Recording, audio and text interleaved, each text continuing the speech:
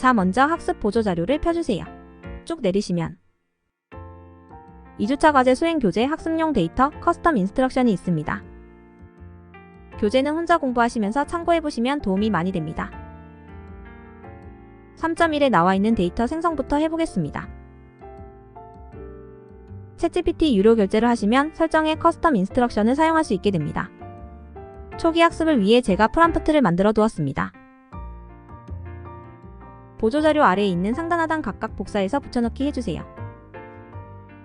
커스텀 인스트럭션이란 내가 내리는 프롬프트보다 우선되어 입력되도록 해주는 장치라고 보시면 됩니다.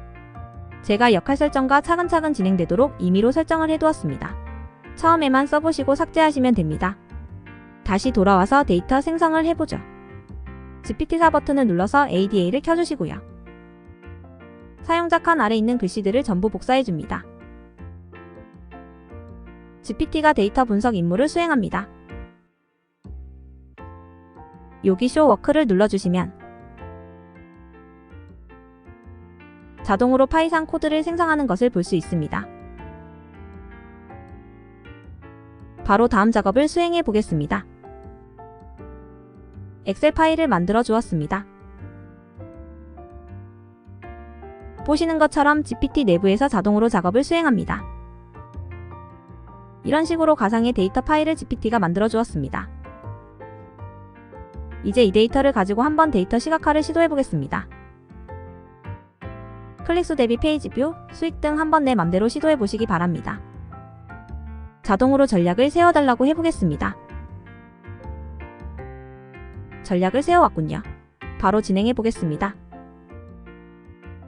열어보시면 이렇게 전략을 작성해 주었습니다. 주요 지표를 선정하고 시각화 유형까지 선정해 주었습니다. 데이터 분석 전략 요약도 작성을 해주었네요. 그래프에 대한 설명도 추가해달라고 요청하면 그래프에 대한 설명도 잘해주게 됩니다. 3개의 그래프 라인 그래프, 스캐터 플라트, 히스토그램을 만들어 주었네요. 그래프에 대한 설명도 작성해줍니다. 파이썬을 처음 배워서 이 정도로 작업을 수행하려면 얼마나 걸릴까? 적게는 4주, 많게는 한 학기까지도 걸립니다. 우리는 ADA를 쓰는 것만으로 비슷한 효과를 낼 수 있게 되는 거예요. 특히 맨 처음 배우는 한 달 동안 굉장히 사람들이 괴로워해요. 문법을 틀리면 에러가 나서 아웃풋이 나오는데 정말 오래 걸려요. 하지만 ADA는 일단 아웃풋을 내보내서 그런 피로도가 상당히 덜해요. 이러한 방식으로 접근하면서 코드를 읽으면 코드를 보다 직관적으로 이해할 수 있어요. 어떤 인풋을 주었을 때 어떤 아웃풋이 나오는지를 내가 아는 것이 중요한데 ADA는 코드가 작성되면서 어떻게 아웃풋으로 되는지 직관적인 이해가 가능합니다. 코드를 좀 읽다 보면 저 코드가 무엇을 의미하는지 감이 오실 거예요. 내가 변화를 주고 싶으면 그걸 반영해서 바로 보여줍니다. 어떤 부분을 바꾸면 결과값이 어떻게 바뀌는지 바로 알 수 있는 거죠. 마지막으로 GPT가 파이썬 언어를 정말 잘 사용합니다. GPT가 코드를 한 줄 한 줄 설명해달라고 하면 정말 잘 설명해줍니다. 학습 데이터가 워낙 많아서 우리같이 초심자들에게는 거의 틀릴 일이 없고요. 최소한 사람보다는 더 정확하게 설명해주기 때문에 믿고 쓰셔도 됩니다. 자, 다시 돌아와서 이번에는 선형회귀 분석을 시켜볼게요. 검증 가능한 영역까지는 GPT를 마음껏 써서 시간을 절약할 수 있어요. 여기서 중요한 점은 우리가 생성하는 영역과 판단 검증하는 영역이 별개라는 거예요. 이게 가장 잘 드러나는 게 ADA인데요.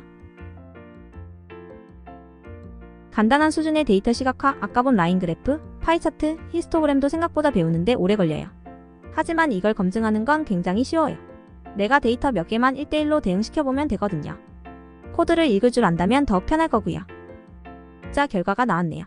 무작위로 돌렸기 때문에 어떤 경향성이 없는 게 정상입니다. 이제 조심해야 될 부분은 해석의 영역입니다.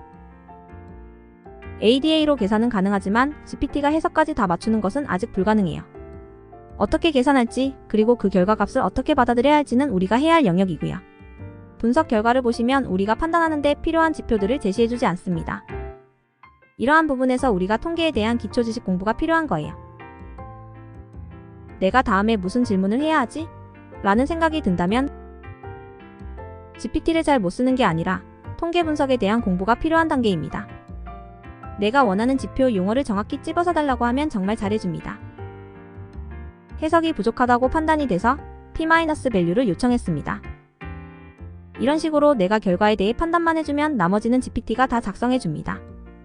파이썬 코드에 대한 간단한 문법만 익히면 쉽게 접근할 수 있고 내가 기존에 하기 어려웠던 것들을 많이 해볼 수 있어요. 새로운 통계 프로그램이 나왔다고 생각하면 좋을 것 같아요. 내 상관관계가 없다고 나와야 정상입니다. 잘해줬네요. 우리 교재 맨 첫 장에 나와 있는 내용입니다. 1. GPT에 대한 이해. GPT가 못하는 건 ADA도 못하고요. GPT가 잘하는 건 ADA도 당연히 잘합니다. 그래서 첫 번째 시간에 GPT에 대해 공부했고요. 2번과 3번 파이썬이 무엇이고 구체적으로 어떤 라이브러리가 어떤 식으로 작동하고 어떤 것이 가능한지 불가능한지는 사람이 알고 있어야 해요. GPT는 이걸 판단하는 걸 어려워해서 사람이 이걸 알고서 지시하고 보완해 주어야 합니다. 다만 기존처럼 간단한 코드 문법 작성, 디버깅에 너무 힘들이지 마시고 GPT를 활용하면서 쉽고 빠르게 접근해 보시기 바랍니다. 다른 데이터로 좀 더 해보겠습니다. 평균 기온과 즉석식품 전월 대비 매출 증감률 데이터네요. 두 변수의 상관관계를 분석해 볼 수 있겠네요. 버튼을 눌러서 GPT에게 엑셀 파일을 넣어주겠습니다.